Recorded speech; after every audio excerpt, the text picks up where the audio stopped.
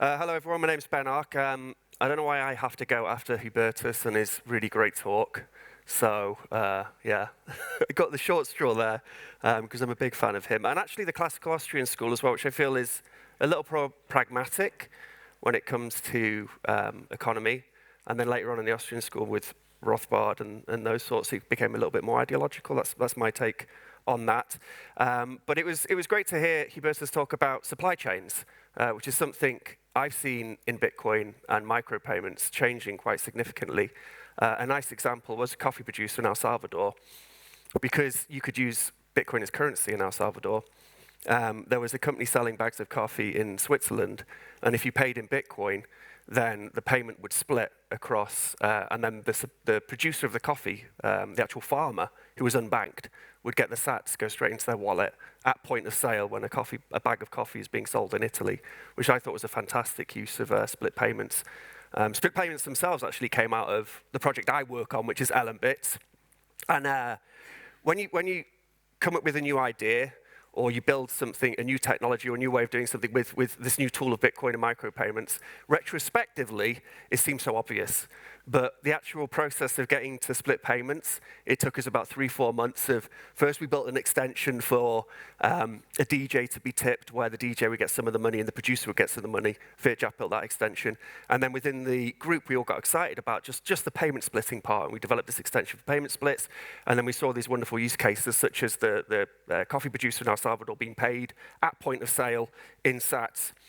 I'm going a little bit of a tangent, but I want to go on it because when you then think about how that makes the movement of money through production and supply chains more fluid, then you can imagine at point of sale payments splitting across just different divisions of a corporation, and then that's splitting again to the different employees who work in the corporation, and then ultimately sats could be dribbling into the cleaner on the factory floor. But the talk today is going to be on the age of corporate nihilism, which we seem to have found ourselves in. We live in an age where products get worse, services degrade, and institutions behind them get larger and more powerful, and that shouldn't happen in functioning markets. And this is also why I like the Austrian school, correct me if I'm wrong, when it comes to the sort of more classical Austrian school, that there was criticism over crony capitalism, regulatory capture, and the sorts of behaviors we see with big international corporations now. And we've all experienced it, just services slowly over time degrading and getting shitter because they have that monopoly over production. And we're going to look at some sort of historical context. And then I myself, I kind of quite like a sort of dialectic. So I'm not someone who likes to have rhetoric and be so ideological. I like to kind of assume that I'm probably wrong on most things and then try and incorporate other ideas into my own thinking about how things work. And I'm in this unique position that I'm actually a bit of a lefty, and I've been put into this ecosystem of Bitcoin for a number of years now, and actually been friends with lots of Austrian economists and students of the Austrian school, and then it's where I can see value and you know, understand that some of their ideas are actually spot on. So that's what I'm going to be talking about today. So I'm going to go back to Adam Smith, and Adam Smith's invisible hand, which is, for me, is a very fascinating topic. So at that time in the UK, Adam Smith was interested in how the British industrialists had this motive, this sort of guiding force to improve the lives of those around them. And it was because they were in context. So the industrialists knew the mill owner. They would live often in the town where the mill was. And even if for completely selfish reasons, such as their own security, it was beneficial for them that they would bring up the lives of the people around them. And then, so when Adam Smith wrote Wealth of Nations, this is what he meant by this invisible hand, but later that kind of got generalized into just stuff will figure itself out. But then also, you know, failure being possible, and mostly capital just remaining geographically constrained and relative to the space in which it was operating and within the community in which it was operating as well. And then also, just those human bonds which you have as an employer with the people you're employing, over time you develop relationships with them. And I know we think of Victorian London and the mill owners as being these, you know, pretty brutal and ruthless employers. They were much better than what came before. And actually we saw a lot of socially progressive stuff coming out of mill owners. One example is Robert Owen. So Robert Owen was a Welsh mill owner, and he built a failing mill in Scotland called New Lanark. And he turned it into an incredibly profitable mill, and it was creating much more wealth than most other mills were at the time. And the way he did it was actually through social reform.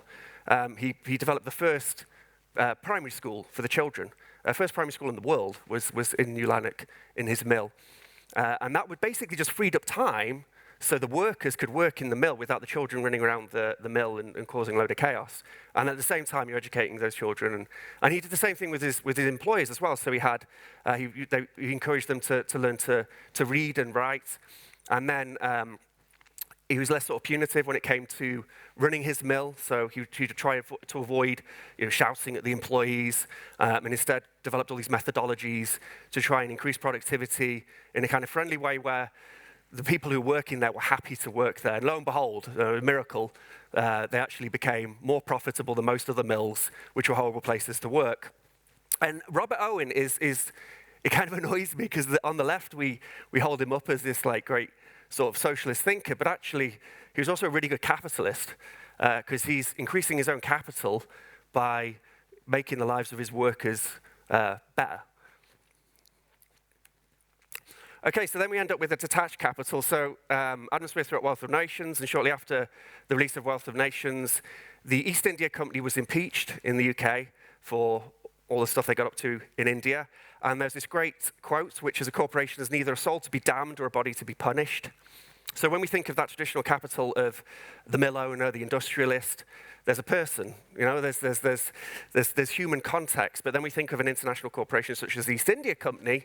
It's very hard to pin the blame on somebody. It's just this big blob, this big institution, which causes all this chaos and suffering, and then completely ravages large parts of India. And this was a quasi-state operation. So with the East India Company, that was actually one of the first examples of being too big to fail. So the UK government had to bail out the East India Company because of a number of bad economic decisions on their behalf. The sum of £1.4 million at the time, which is about $28 billion now. And the UK, they were kind of, they were captured. The government was captured. They couldn't. So many people were invested in this thing. If it failed, it would be absolutely catastrophic for the country and the tea industry, which was the backbone of our industry at that time. And then after the bailout, the UK government said, okay, well, we're going to create the Tea Act. So with the Tea Act, it gave them the monopoly to sell tea in America. And then shortly after that, you had the Boston Tea Party, where in the US, they threw those barrels of tea into the river, and on those barrels was stamped the East India Company stamp. So the revolt against during the Boston Tea Party was as much a revolt against the East India Company, which was internationally known as this horrendous corporation, this horrible thing, as much as it was revolting against the Brits, and then of course that sparked the American Revolution. So there's quite an interesting connection there. So what I'm really looking at, and what I'm starting to talk about, which can be kind of controversial on more the ideological side of Austrian economics, would be capital as a spectrum.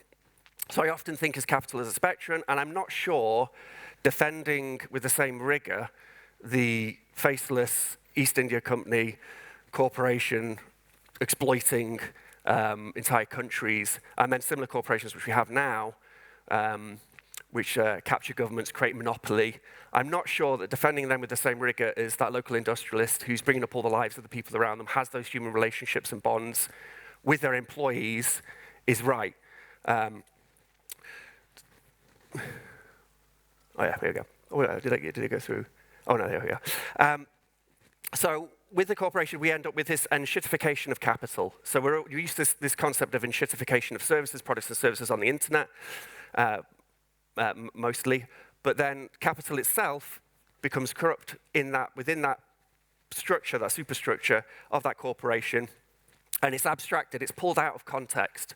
And then the people who own that company are so separate from the workers who work in that company, it becomes much easier to kind of exploit them. And then there's less of a move to try and improve the lives of the people who actually work there, rather than just to increase the balance and the profits for the shareholders of the company. And then they obviously create regulatory arbitrage, and then detach from consequences. And the globalized ownership, so it makes it very hard to hold them to account at all. Oh yeah, so capitalism spectrum. So this is the thing which I'm kind of interested in, is how you have, on one side you've got this big evil corporation. I mean, actually, if you extend capital a little bit further, you've got slavery is capital, owning another human is capital. And you can use it to produce stuff. So I would say that's probably the far end of the capital spectrum. And I'm not sure what's on the other end over here, maybe the market trader baking their own bread, or some sort of small cooperative operation or something. And then I suppose it's where upon that spectrum you're happy to say this is, fair. This is good, and it's generally good for humans and society and the people who work in that institution. Do you accept child labour as something we should accept in that institution, or exploitation or wage slavery, which we see in some parts of the world? And then we have these two different things. We have what I would say would be and this kind of links in with the Austrian school, which would have high time preference capital. So you have the sort of capital we have now, where it's grab as much as you can, as quickly as you can, because at some point the economy is going to collapse. We see this in something like the AI bubble. It's a kind of behavior which is encouraged with the 2008 crisis, when things become too big to fail, and they realize they're not going to fail, so it's grab as many resources as you can now, screw everybody else, and then there's less of this sort of this idea that the thing they're building will last generations and will be beneficial to society. And I would really say that a lot of this comes down to just being in context or being out of context with the society in which you're servicing. And so it just becomes very exploitative. And you get these long-term and short-term incentives. So the Austrian school would say that reducing or destroying state would be how you would help capital to find context, in that you wouldn't have that state monopoly, you wouldn't have those big corporations which could take over an industry, and then little operators can't compete with them because there's that regulatory capture, there's a regulatory moat, which little startups and businesses just can't get past the cost of getting to that point. But I would say that it's also okay to have other things in place to kind of put capital in context. And that reducing state might not, in fact, be enough. Let's see. So permissionless versus permission systems. So as I said before, I work in Allen Bits. It's a free and open source project. And more recently, we've, because I have my own shop, I have my own brick and mortar shop, because I'm developing a point of sale, so I feel I need to actually be selling stuff as a merchant to have good design decisions. And it kind of sucked, because I had two different merchant stacks. I had one for fiat, and then I had one for Bitcoin, Allen Bits for Bitcoin. And then I really wanted to just have Allen Bits for everything, so we incorporated things like Stripe, Adyen, Revolut, these fiat providers into the software stack. And we were all overwhelmed of how terrible the software stacks and the APIs were for these fiat companies, which have tens of thousands of employees and are worth billions and billions and billions of dollars. Whereas in Allen Bits, we've got 20 different ways in which you can fund your Allen Bits install using Bitcoin payment providers. Whether it's a node, like an LND or a Core Lightning, or it could be some custodial platform. And actually, their stuff's really great. And I think the reason is that we exist in this kind of permissionless world where we can just build whatever we want and integrate whatever we want, whereas those big corporations, most of their capital expenditure goes on traversing that regulatory moat, which then secures their capital because other people aren't going to be able to traverse it in the same way. And then the other thing is, there's more recently as well, so with the company, so we have the free and open source project, but then we also have Allen Bits Inc., the company. I actually found myself thinking of products and services which would be hard to replicate, because I would have to pay for some regulatory burden to get past some regulatory burden, and that would give us a unique advantage. So I found myself, I think capital just uses whatever tools it can to secure itself and to grow itself, and it reacts to the environment in which it's in. And if it's within an environment where there is oppressive, regulatory law, then it tries to work with that law to give itself the edge. And it's almost not the fault of capital, but we shouldn't be blameless in making bad decisions. Okay, so the guiding hand of FLOSS. So just as Adam Smith had that invisible hand, yeah, we've got Richard Stallman here doing the same thing. I actually called it the Adam Smith invisible bitch slap, because I feel like within LM Bits, so we're a global company, you can use LM Bits anywhere, and technically we're not in a particular region, so it's not like I'm just serving people in Wales where I live, we're serving people all over the world, but we do have this free and open source project which we're beholden to. And if we annoy the users of the free and open source project LM Bits, they're going to fork away, or they'll just go use something else. And similarly, we're also beholden to the Bitcoin ecosystem as a whole. So if we all remember what happened with the block wars and how the companies tried to kind of seize control of Bitcoin, it didn't go very well for them. And the community as a whole gave them some pretty negative consequences. So our capital, although international, is actually in context and beholden to its users. And actually, if we empower our users and make running the software easier for them, make running businesses easier for them, then that just helps our software and our project grow, and by proxy helps our company grow, and means we can create more useful products and services. But it definitely guides our decision making. You know, if I'm thinking of something we could do with the company, first and foremost in my head is this going to annoy the community? Am I be able to get away with this? Is this useful for the community? So people can fork, and there's competitive pressure, and there's just that ecosystem accountability. Good old Richard Stallman. So state becoming superfluous. I do believe that with enough tooling, that FLOSS, probably AI, that a lot of the apparatus of state just becomes less necessary. And this is the thing which really attracted me to Bitcoin, is you take something like money production away from the state, and you give people an opt-out, and they start to more and more choose that opt-out, then that really limits the reach and the power of state. Particularly you start to make things like tax collection that much harder. Historically, we see when tax collection becomes harder, it becomes a little bit more kind of harder for everybody. It becomes a little bit more honest. And then I quite like the things which state gives me. I like roads. I live on down a private road, and it's shit. It's full of potholes, and none of us will pay to fix it. So I like the fact that state kind of takes care of the roads for me, and that businesses can use those roads to move their goods around. I like the park. I like access to healthcare, education. But then healthcare is a really interesting point. So in the UK, we have the National Health Service, which happened post-World War II. But the history of the National Health Service is quite fascinating.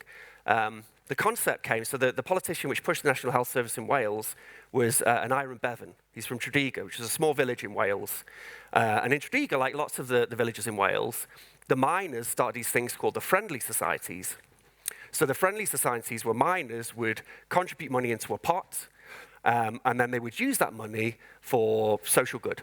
So they would employ a doctor, they'd employ a dentist full-time, they would build libraries, and it was completely voluntary. You didn't have to put money into the pot, but miners did put money into the pot because they saw where that money went, and it went locally, and it improved the lives of the people within their local community. And the thing which they found, which is a really interesting part, is they accumulated so much money within that pot, the surplus could then be used to offer those services to people who weren't contributing.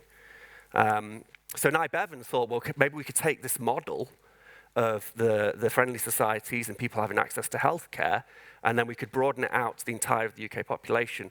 But then somewhere along in that process, the doctors' union got involved, it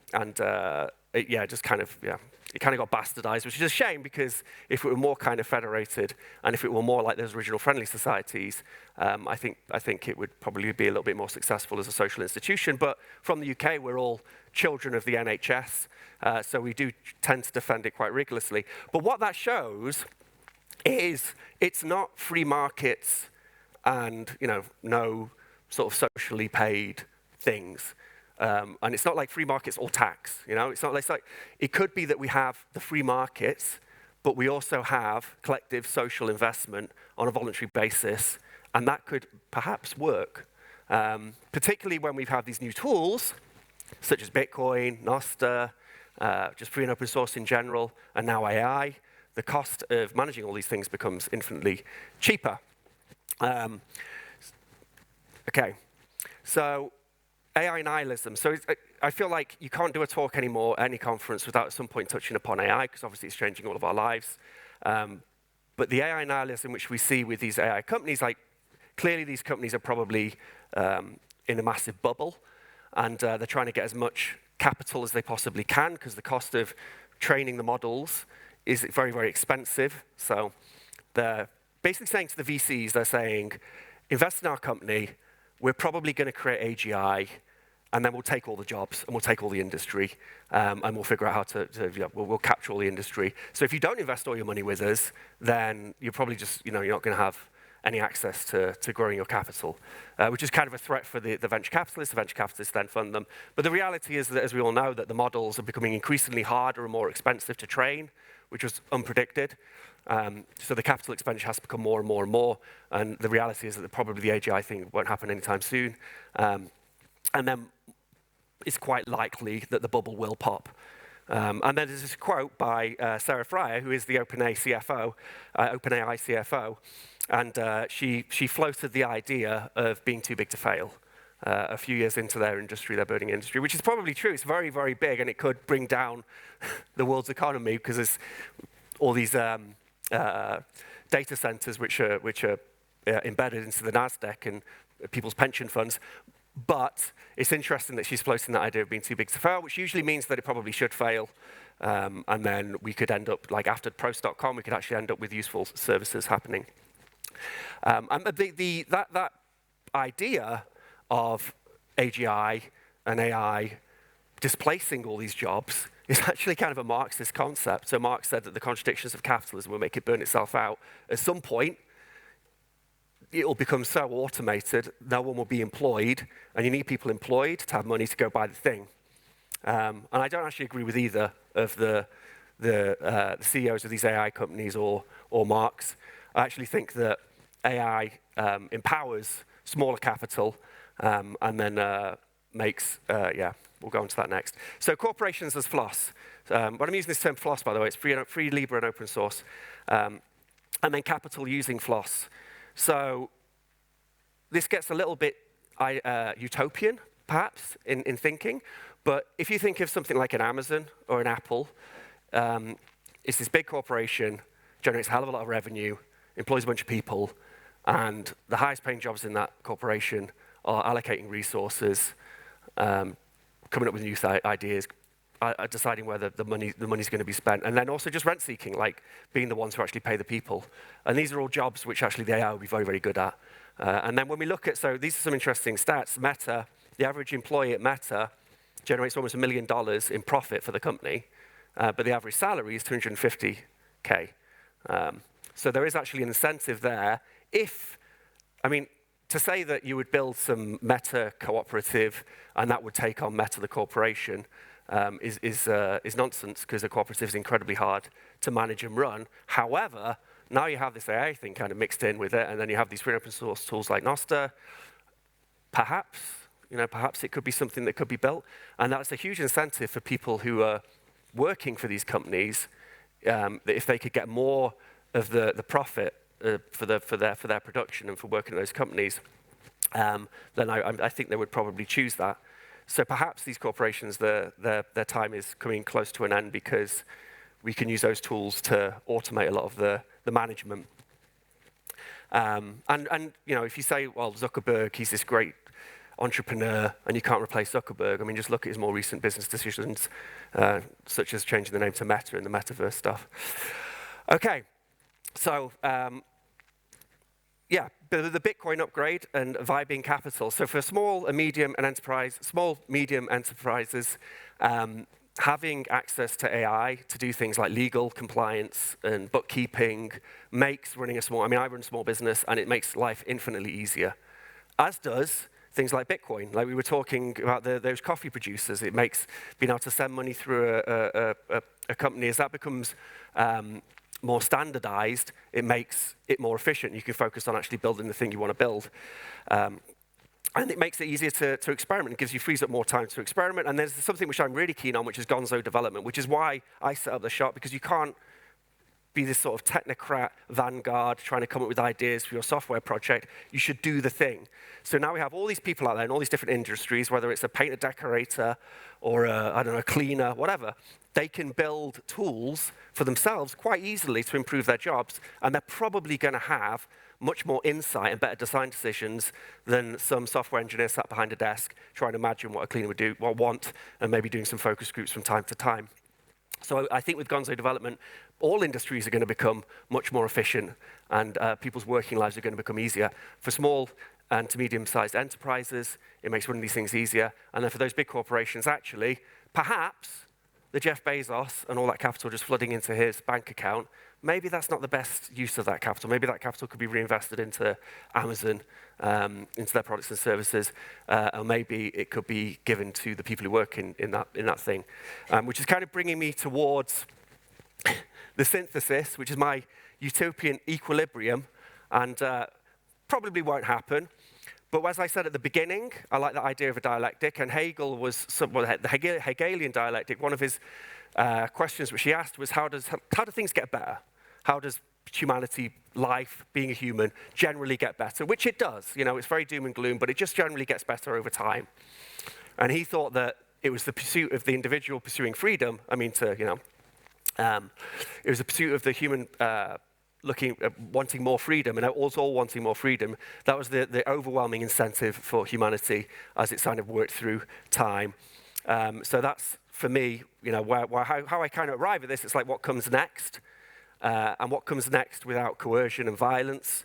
And perhaps the crony capitalism gets out competed by these massive co-ops in a free market, and then that creates, if it did that, and if people were to get more of the value of what they produced, then trickle-down economics actually makes sense, because those people who are earning those higher salaries go and spend it locally. They buy a nice new house and they, whatever. And then those trickle-down economics actually makes sense, which you see it making sense less and less. There's just more wealth sloshing around without having to fiddle interest rates. And then there's plenty of opportunity then for local industrialists to build products and services. The capital finds context, so reinvest in the local communities. Perhaps we get that tiny state apparatus, which Mises would talk about, where there's some things which state could still do, as long as they have too much power, or we could probably get rid of state completely, more like maybe what Rothbard would want. Capital de-enshittifies, maybe our products and services and capitalism in general, stops getting worse, because it shouldn't. The free market functions properly. The ANCAPs are happy because they get proper free markets. State shrinks. The big corporations get replaced by cooperatives, so all the soy commies are happy too. And maybe we're all just happy and we'll just skip off into the sunset holding hands. And that's it. That's my hope.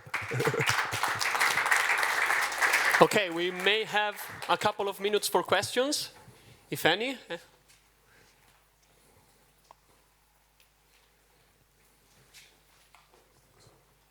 Great talk, thanks. With the NHS and all these things, I'm just wondering, is the reason it goes wrong the scale maybe at some point? I think it's state. I've worked for local government. I was a teacher and I worked for local government, and they're so bad at managing money. This is known. This is why the Austrian school says that they shouldn't manage these things. They should just be left to the free market. But if you start to incorporate things like AI into how these resources get allocated, I'm pretty sure it would just reduce the size of state institutions and things like the NHS. But ultimately, it would. I just think it's possible that a community of people who live in a place, you kind of see it with the Swiss. So I've got Swiss friends, Bitcoiner Swiss friends, and they weirdly don't hate paying taxes in the rest of the way that we do, because they have their federalized system where they can actually see where their tax money goes, and they know it's not going on war. Now, I know that the Austrian school would say, well, it's still taxes, it requires coercion and violence. But I feel like if you know where the money's going, like we saw with the friendly societies with the Welsh miners, that you're more, and also you've got higher income, you're more likely to want to give some money into that pot, and then you have a vested interest in your local community. So ultimately, I would like to see all of it done through friendly societies, voluntarism, and I think it is possible, which I've really changed my mind on. But yeah, if it doesn't, then Christ, government really could be disrupted just by having AI allocate resources better. Also, also on a city level like Vienna, like 2 million people, like would you? Because then I think that's where it becomes tricky, right? Because you're all these people with all these different like beliefs and reasons to. Yeah, well, the anarchists would say that you just devolve and keep devolving. So you would have maybe a suburb. They have a part where most of their money, 99% of the money they put into this pot, gets spent locally, and they see it. You know, there's some flowers appear on the side of the road, and you see it. Like with the Swiss, you see what's happening with the money you're giving. Whereas for most of us, we don't. We get, state comes and takes our tax money, and then some country gets bombed over here, and you're like, well, how does that work? You know, I don't want to spend money on that. No, I think this is kind of, I think the anarchism's probably correct for this. But the problem with anarchism always was historically, when you just kind of devolve to these smaller communities, was actually we live in a globalized world, and you need kind of global apparatus. But now we have the free and open source and the Bitcoin and all these things which can kind of manage themselves without centralized control. So we have these global apparatus. So you start to bridge some of these different philosophical concepts, and they start to maybe make sense, like something you could build, or society could build. But I think the point is that, like, you know, as the anarchists say as well, is it's not the end of history. Like, stuff can get better. As Hegel with his dialect, I mean, I shouldn't quote Hegel too much because he was a statist and a Semite as well, but he was an all-round great guy. He wasn't a good guy, but he did have this idea. I think it's more that he thought that the answer to more freedom was building bigger and bigger state institutions on the dialectic, whereas I think the dialectic to freedom is probably quite the opposite. Yeah. Okay, we have time for just one other question. Okay, in the beginning you talked about split payments, so the coffee there. Yeah. My question is, who owns the coffee before it's sold? Who owns the coffee before it's sold? Yeah, so if I bring the coffee to Europe, and when I sell it, some of the payment goes to El Salvador, but who's the owner before I sell it? I'm not quite sure how they did it, but I do know that the grower of the coffee, the farmer, I think had, because they were an unbanked farmer, and in that supply chain of unbanked farmer in some country over here, and, you know, coffee being sold in Italy, they would lose quite a lot of value just by it going from unbanked to banked. Whereas with this, they would get more of the value. So I think it would, like, they got 10 times more or something ridiculous for the cost for their coffee beans, which they were selling. I'm not sure how they did it. I have to remember the name of I'll find the name of the project which were doing it, but they were super interested. The reason I ask is this: if you're the reseller of the coffee, you're less incentivized to sell it if you have to give up half of the profit to the company you bought the coffee from. So, like, doesn't that mess with the incentive structure in the supply chain? But I guess if you've got your coffee grower and you've got different people you can choose from to sell your coffee to, one of them will give you money instantly for your coffee, and then the other one will say, well, we're going to sell this on your behalf, and then you will get the money. And then if they have a good reputation at that process, other coffee growers will want to sell their coffee to them. I'm just not convinced that that's desirable in the sense of, like, if I buy something, I want 100% ownership of it. Like, I'm less incentivized to buy a thing if I know that I'm only 70% an owner. But when it comes to a supply chain, though, you've got to spend that money to accumulate the resource which you're going to package and sell. So I suppose with this, maybe there's just less hops in the supply chain. But it was just an example of, like, a small way in which split payments could work. So maybe we shouldn't unpick it too much. But I'll find the name of the guy who was running it, because it was quite successful. It was working, you know. But it is dependent upon you being able to spend the Bitcoin in that country, of course. Yeah. Food for thought. Food for thought, yeah. A huge applause for Ben Ark. Thank you.